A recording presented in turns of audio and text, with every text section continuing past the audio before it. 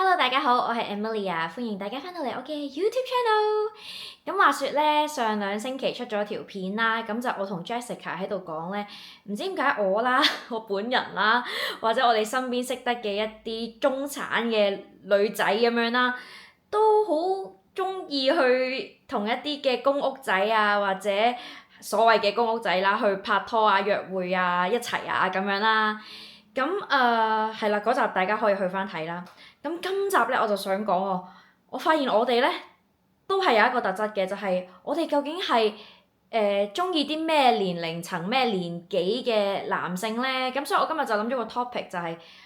同我一齊認真約會過嘅、拍過拖嘅年紀最大嘅男性係幾多歲咧？嗱，我而家俾5秒大家去估下。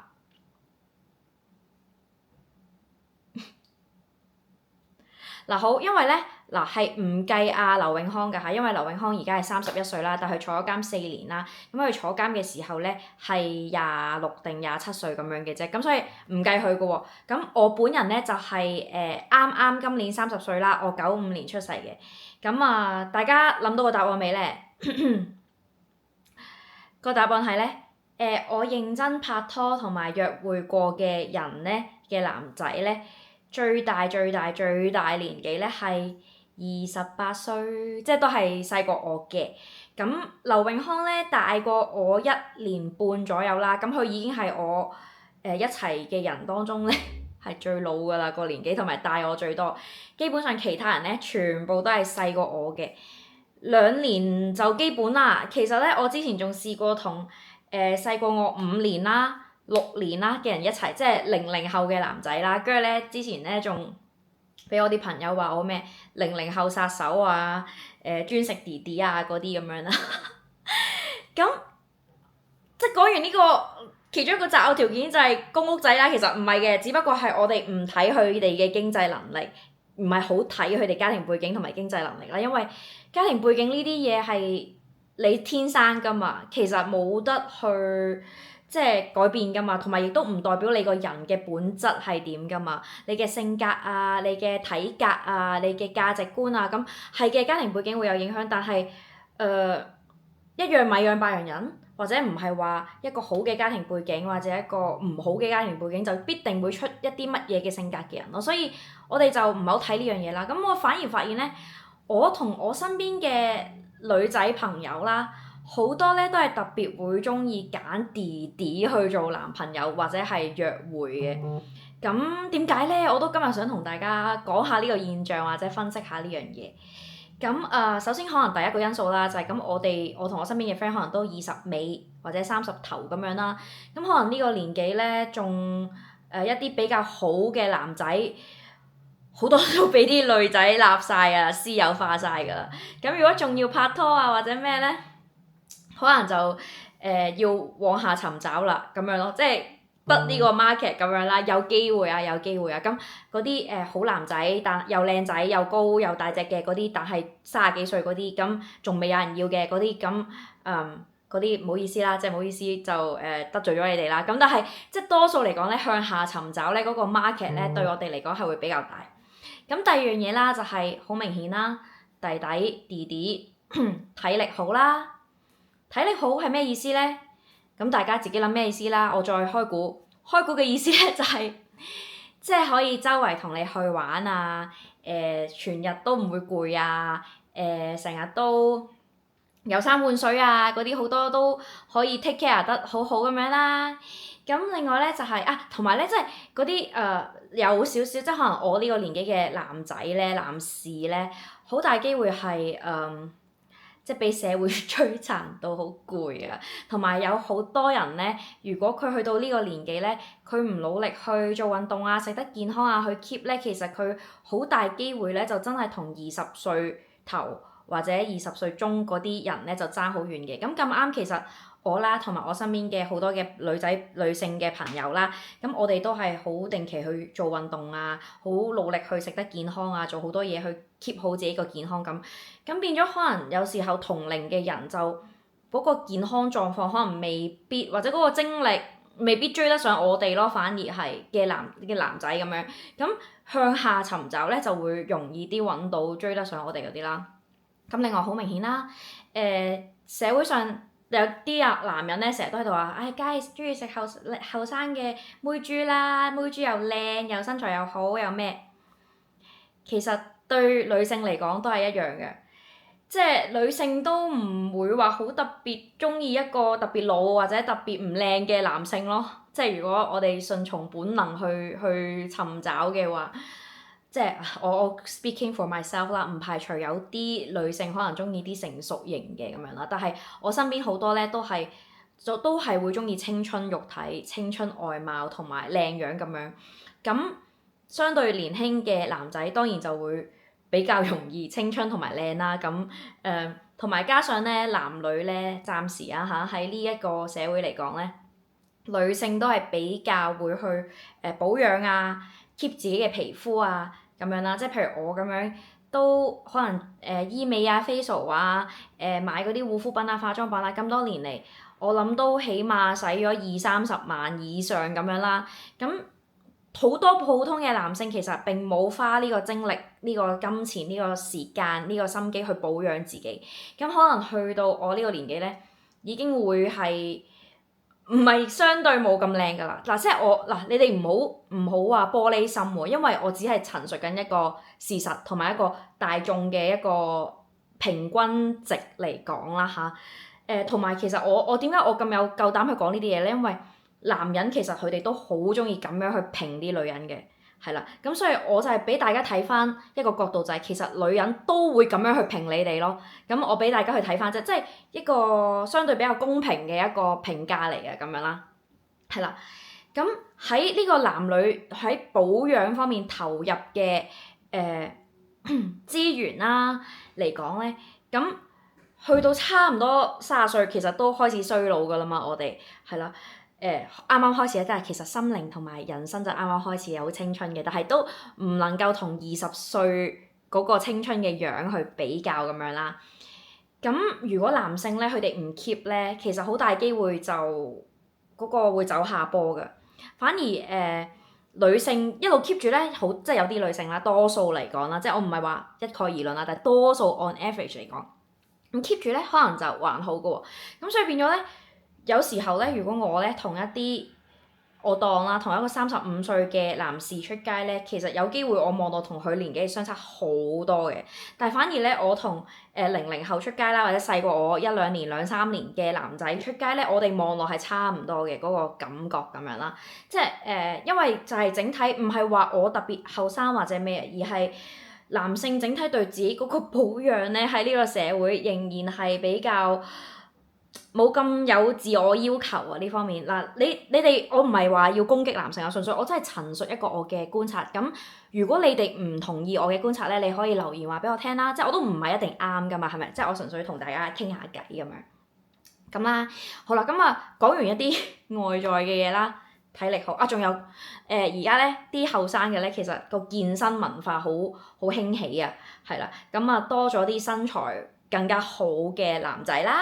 咁就喺我哋呢班女仔，如果自己有經濟能力啊，有自己嘅屋企啊，有自己嘅閒情逸致去，即係總之經濟上冇問題嘅話，其實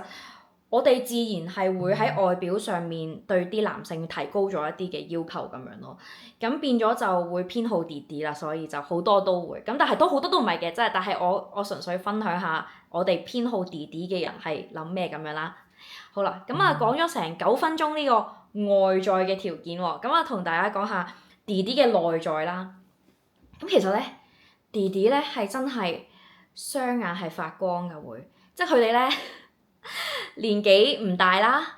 咁然後咧就仲未俾殘酷嘅社會去摧殘啦，好多即係仲係對於世界咧係充滿好奇心啊，閃閃發光啊咁樣。咁喺佢哋身上咧會睇到嗰個生命力咯。咁其實有時啲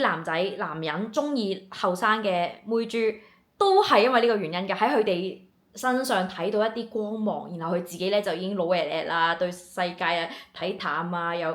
酸臭怨毒啊，好多怨氣啊咁樣。但係後生嘅人咧眼中咧就多啲光彩。嗱，當然啦，我唔係話必然，唔係必然啊嚇，唔係一定。咁好多人老咗，其實都即係可能 even 七老八十都仲係好有光彩、好有活力咁樣啦。咁我自己都30啦，咁但係我其實對世界都仲係充滿好奇心啦，都仲係好中意呢個世界啦，好想體驗呢個世界啦。咁但係 in general 好多人咧，其實可能去到呢個年紀咧，就做咗幾年社畜啊，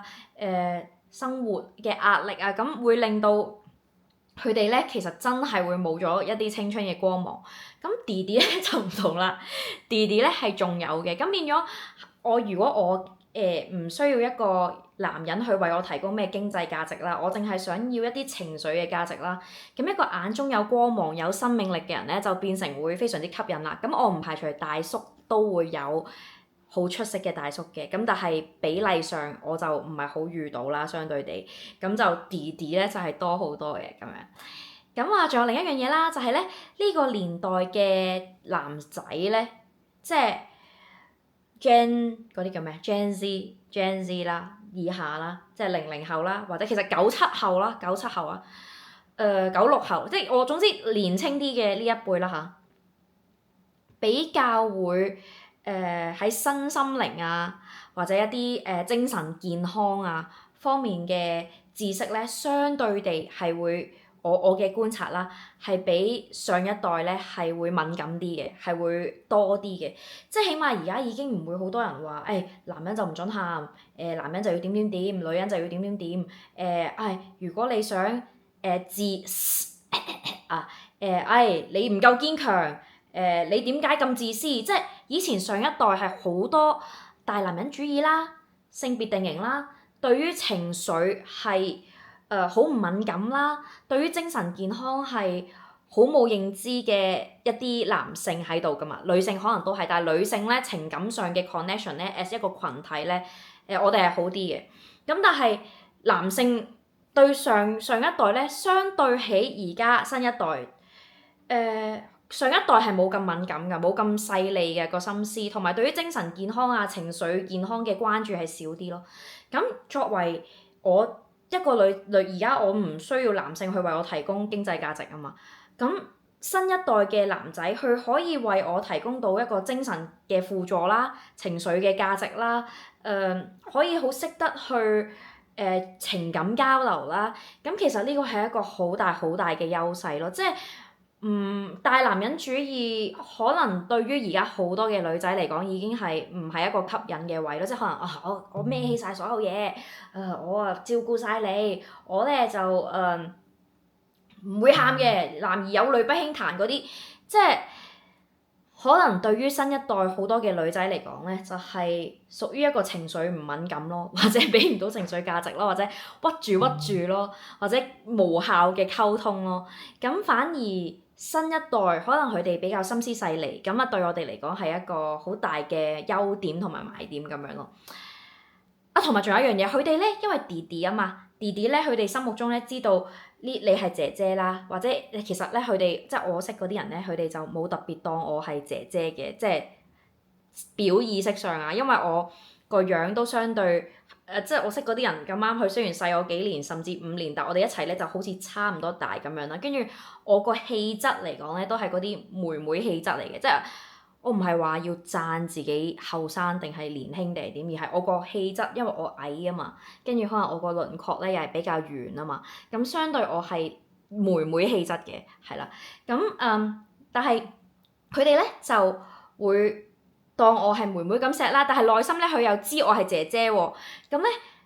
姐姐嚟講咧，佢哋就唔會有嗰種大男人主義咧，即係成日好似想教化你啊，覺得佢自己叻過你啊，覺得佢係凌駕於你啊咁樣咯。即係相對地同弟弟嘅相處咧，我會覺得係比較係平起平坐啦。即係佢哋會適當咁樣去尊重你啦，佢哋又會咁表達自己嘅情感同埋意見去俾你聽咁樣啦。咁所以我係覺得係好健康咯，即係唔會存在話如果即係好似你啲留言咧，成日有啲阿叔，即係我唔係想年齡歧視，但係真係通常阿叔係會咁樣啦。